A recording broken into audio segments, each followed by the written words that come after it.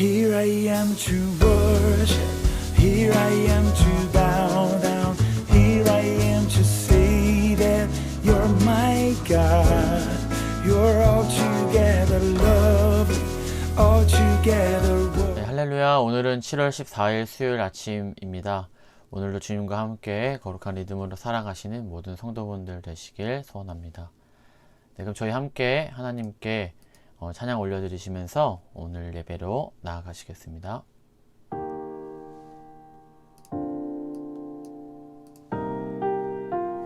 이 찬양의 고백처럼 우리가 정말 그 주님을 따라가기를 사는 것이 우리의 소원이 되길 소원합니다.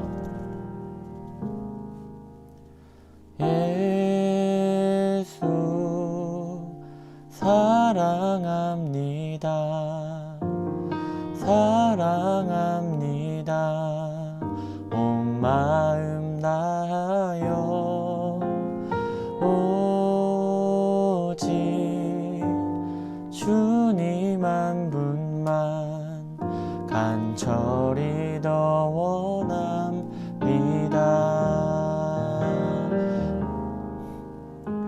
예수 사랑합니다.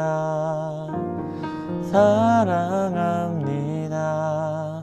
온 마음 다하여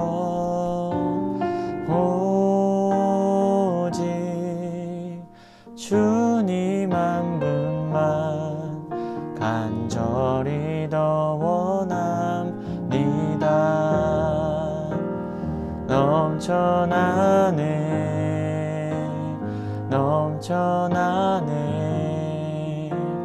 주를 향한 내 속에 갈망이 주님께로 날 이끌어 주소서. 주님을 더 원합니다.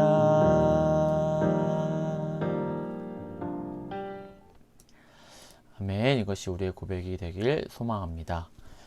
네, 그럼 오늘 우리에게 주신 하나님의 말씀 함께 살펴보겠습니다. 오늘 우리에게 주신 하나님의 말씀은 출애굽기 39장 1절에서 21절의 말씀입니다. 출애굽기 39장 1절에서 21절의 말씀 제가 봉독하겠습니다. 그들은 여호와께서 모세에게 명령하신 대로 청색, 자색, 홍색 실로 성소에서 섬길 때 입을 정교한 옷을 만들고 또 아론을 위해 거룩한 옷을 만들었더라.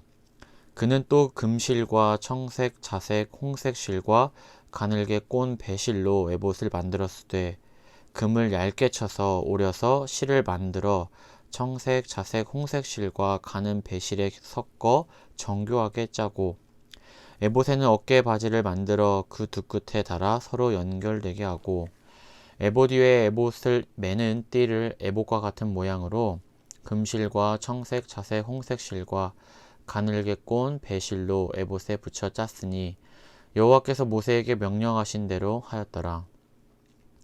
그들은 또 호마노를 깎아 금태에 물려 도장을 새김같이 이스라엘의 아들들의 이름을 그것에 새겨 에봇 어깨바지에 달아 이스라엘의 아들들을 기념하는 보석을 삼았으니 여호와께서 모세에게 명령하신 대로 하였더라.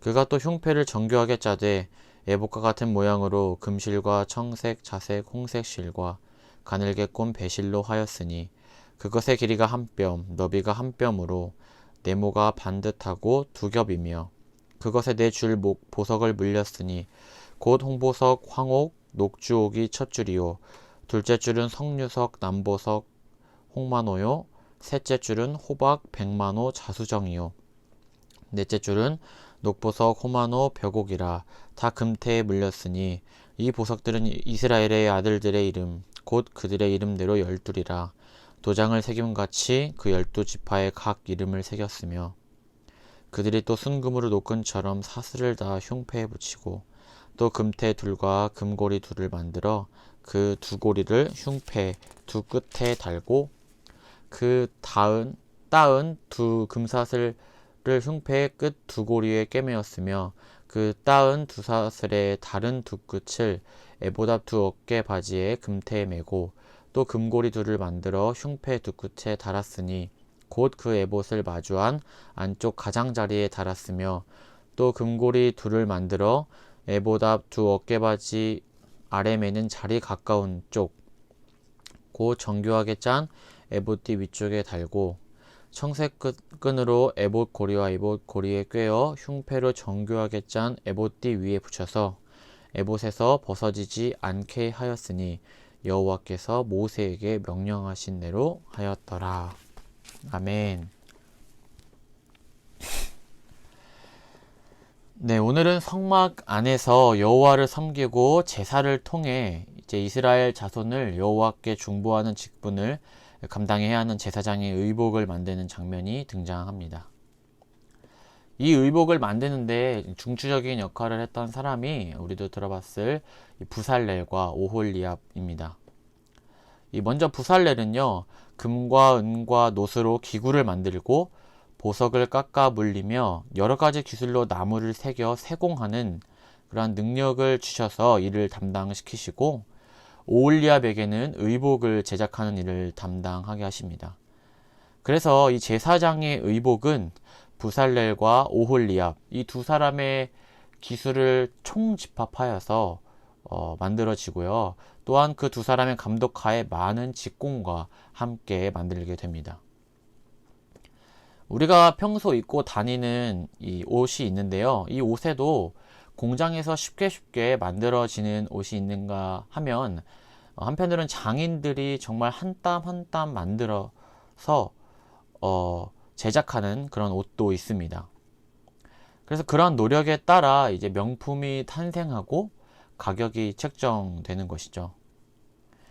오늘 등장한 이 제사장의 의복을 2021년 기준으로 봐도 상당한 명품이었을 것 같습니다. 일단 재료부터 일단 금이 들어가고 뿐만 아니라 정교한 세공과 호마노라는 이제 붉은 줄무늬가 있는 보석, 그리고 그 주위에 금태를 두르고 이름까지 새기는 정성을 보였으니 재료비만 해도 상당하고 장인들의 수준까지 고려하면 가히 명품 중에서도 명품이었을 것입니다. 네, 하지만 이 옷은 단순히 화려함으로 치장하고 내가 바로 제사장이다 라는 모습을 보여주기 위해 만들어진 옷이 아니었습니다. 만약 그렇다면 이 옷을 만든 직공들은 내가 만든 옷이라 자랑하고 다니며 과시하고 다른 백성들에게도 어쩌면 만들어준다 라고 하면서 새로운 사업을 시작했을 수도 있고, 제사장 또한 자신의 위치로 인해서 나는 너희들과 다르다 라고 하며 교만한 모습이 있을 수도 있었습니다. 그렇지만 하나님은 분명히 제사장의 의복의 목적을 가지고 있었습니다. 그 목적은 영광과 존귀를 나타내기 위해서입니다.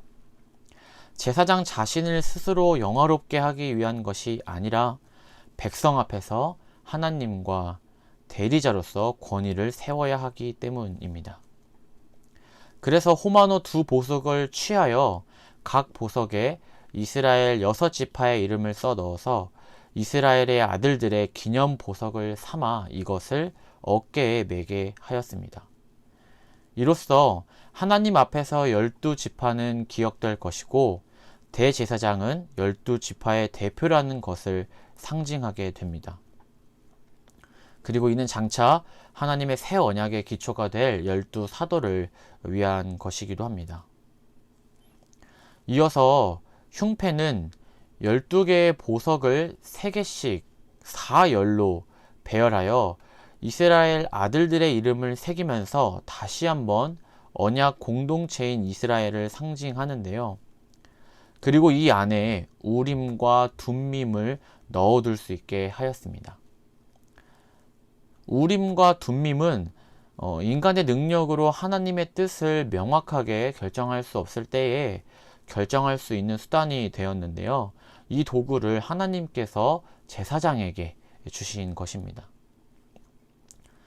하나님은 이제 이 의복을 제사장에게 입히시며 이스라엘 백성들과 그들을 차별을 하신 것이 아니라 구별을 하셨고, 이제 이 의복을 입은 제사장을 통하여 제사장 직분의 거룩함을 나타내시고 이스라엘 백성을 향한 그분의 뜻을 나타내시게 됩니다. 그러므로 우리가 주목할 것은 무엇이냐면요, 제사장이라는 직책이 물론 중요하지만 그 제사장 역할을 하기 위해서는 그리스도의 거룩한 옷, 바로 이 옷을 입는 것이 더 중요하다라는 것입니다. 하나님께서 말씀하신 이 옷을 입을 때에 진실로 제사장은 하나님의 대리자로서의, 그리고 제사장으로서의 역할을 감당할 수 있기 때문입니다. 그렇다면 하나님의 거룩함을 옷 입는 것, 그리스도의 거룩한 옷을 입는다는 것, 그것은 무엇입니까? 갈라디아서를 보면 우리가 믿음으로 말미암아 그리스도 예수 안에서 하나님의 아들이 되었으니 누구든지 그리스도와 합하기 위하여 세례를 받은 자는 그리스도로 옷 입었다 라고 말씀하고 있습니다. 오늘 등장한 제사장의 의복이 그의 신분과 정체성을 하나님과 이스라엘 백성 앞에 나타낸 것처럼 우리 역시 그리스도로 옷 입는 것을 통해 우리가 하나님의 아들이 됨을 우리 자신과 세상 가운데 나타내는 것입니다. 네, 다들 아실 것 같은 동화 하나를 소개하고 싶은데요. 벌거벗은 임금님이라는 동화가 있습니다. 네, 이 동화의 내용은 이제 사치스러운 황제가 거액을 주면서 세상에서 가장 아름다운 옷을 만들려고 했는데, 이제 그의 앞에 두 제단사가 나타나서 그 옷감을 주면서 황제에게 구제불능에게는 보이지 않는 옷감이라고 이제 속입니다. 그래서 잊지도 않는 그 옷감을 황제에게 주었던 이야기인데요. 그런데 놀라운 것은 이 동화의 내용을 좀 더 살펴보면 사람들은 자신들이 구제불능으로 보이고 싶지 않아서 보이는 척 했다는 것이 정말 놀랍기도 하면서 이 인간 사회를 잘 보여주고 있다라는 생각도 들었는데요. 이 신약에서 말씀하신 이 그리스도의 옷은 마치 동화처럼 물리적으로는 우리 눈에 보이지 않습니다. 하지만 위의 동화와는 달리 이 옷은 눈에 보이지는 않지만 분명히 우리에게 입혀져 있는 실제하는 옷입니다. 이 옷의 제단사는 바로 예수 그리스도이시고 그 옷감은 바로 예수 그리스도의 보혈입니다. 그런데 이 옷은 우리가 스스로 입은 것이 아니라 우리가 죄인이었고 하나님을 먼저 찾지도 않았을 때에 하나님께서 친히 우리에게 입혀주신 옷이고, 이 옷을 입혀주시기 위해 하나뿐인 아들 독생자 예수 그리스도의 희생이 필요했습니다. 예수를 주로 고백하는 우리들은 이미 값을 매길 수 없는 그리스도의 옷을 입은 자들입니다. 그래서 그 공로로 인하여 우리 또한 제사장과 같이 하나님께 나아갈 수 있게 되었습니다. 하지만 나아가는 것뿐만 아니라 제사장들처럼 동시에 하나님의 뜻을 세상 가운데 나타내는 거룩한 의무를 받았고, 우리와 함께 하나님은 그 일들을 행하시길 원하고 계십니다. 그렇다면 그 일들은 무엇을 어떻게 행하는 것일까요? 모세가 여호와의 명령에 따라 의복을 만든 것처럼 우리의 일상의 삶 가운데 말씀하신 하나님의 명령에 순종하는 것이 바로 우리의 이 의복을 만드는 것이 될 것입니다. 때론 모세처럼 우리도 애굽으로 가라는 하나님의 명령에 바로 순종하기 어려운 그런 명령, 그런 말씀이 있을 수 있습니다. 또한 사람들로부터 원망의 목소리를 들었던 그 위치에 어쩌면 우리가 있을 수 있고, 또한 감격과 기적을 경험하는 그 위치에 우리가 있을 수 있습니다. 여러 가지 상황들이 바로 우리가 하나님의 말씀을 지키며 살아가는 그 순종의 길 위에 있다라는 것이죠. 그러나 감사한 것은 그리스도의 옷을 우리에게 입혀주신 예수님께서 언제나 우리와 함께 하신다는 사실입니다. 저는 모세가 훌륭한 점이 많이 있지만 그가 어려운 상황 가운데서도 끝까지 순종할 수 있었던 이유는 어떤 상황에도 하나님이 함께 하신다는 사실을, 바로 그 사실을 모세가 알기 때문이고, 그것을 알기 때문에 그것은 그가 늘 기도할 수 있는 이유가 되었고, 그가 언제나 일어나서 다시 그 길을 묵묵히 충성스럽게 걸어갈 수 있었던 힘이 되었으리라 생각합니다. 그런데 사실 우리는 모세가 아닙니다. 네, 저도 그렇고요. 모세와 같은 경험도 없고 그와 같은 대단한 믿음이 있지도 않습니다. 하지만 그와 같은 믿음과 경험이 없을지라도 하나님께서 우리에게 주신 또 다른 특별한 옷이 있습니다. 그것은 바로 하나님의 전신갑주입니다. 이 전신갑주로 인해서 우리는 하나님의 진리로부터 벗어나게 하며 우리와 하나님의 관계를 파괴하려는 이 사탄으로부터 성령의 검인 말씀으로 대항할 수 있고, 때로는 설명하기 어렵고 나조차 이해되지 않는 그러한 영역에서는 하나님을 향한 믿음이라는 방패로 나아갑니다. 이 말씀은 세상을 말씀으로 창조하시고 우리를 지으시며 지금도 우리를 통치하고 계시는, 만물을 통치하고 계시는 그분의 능력인 말씀입니다. 그리고 모든 것을 가능케 하고 하나님의 능력이 나타나는 통로인 믿음을 하나님께서는 바로 우리에게 주신 것입니다. 그러므로 하나님은 결국 우리에게 모든 것을 주신 것입니다. 바로 이 사실을 우리가 기억할 때 우리가 넘어져서 못 일어날 이유도 없고 낙심과 절망을 분명히 경험하지만 그것들이 결코 우리의 소망을 빼앗아가지 못함을 믿습니다. 사랑하는 여러분, 오늘 하나님께서 나에게 입으라 라고 말씀하신 제사장의 옷은 무엇입니까? 그리고 호마노와 같은 보석처럼 우리가 늘 착용하고 다녀야 할, 우리 마음에 새겨야 할 그 하나님의 말씀은 무엇입니까? 분명 그 명령에 순종하며 우리가 나아갈 때 우리를 통해 하나님의 뜻이 세상 가운데 나타나고, 그런 우리를 보면서 세상이 주를 보는 그러한 역사가 나타나리라 믿습니다. 오늘 하루 이미 나에게 입혀져 있는 그리스도의 은혜를 기억하고 전신갑주를 입고 세상 가운데 승리하시는 모든 성도분들 되시길 소망합니다. 네, 그럼 기도하시겠습니다.